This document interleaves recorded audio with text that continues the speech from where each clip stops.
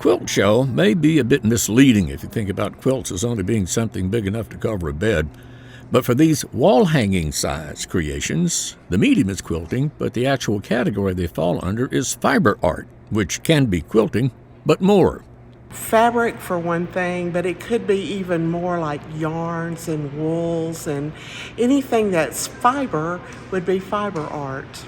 The Mississippi Craftsmen's Guild headquarters itself in the Bill Waller Craft Center in Ridgeland. And just a word about the center, there are places here for members of the Guild to come create their works, display them, and sell them.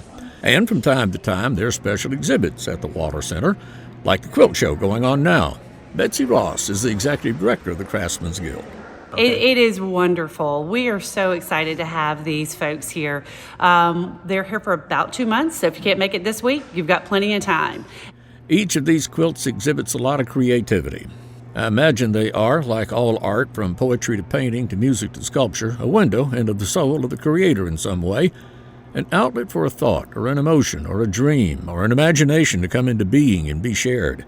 And it's not just for grown-ups. Caroline and Rex are spending time in Mississippi for the summer, and both created pieces of Mississippi art to commemorate their visit. Towns are commemorated, as well as schools and areas of the state and Mississippi's musicians and writers. These artists choose these small quilts for several reasons, some practical. I had enough quilts for the bed, and so I had some blank walls, and the walls were next to cover.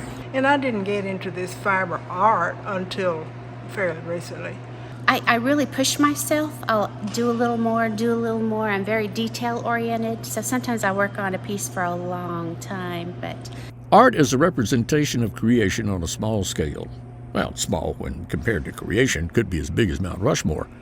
But not for these fiber artists who picked and chose their materials and brought them together just so in order to make them a representation, not of what they are made of, but of what can be made with imagination, skill, and patience.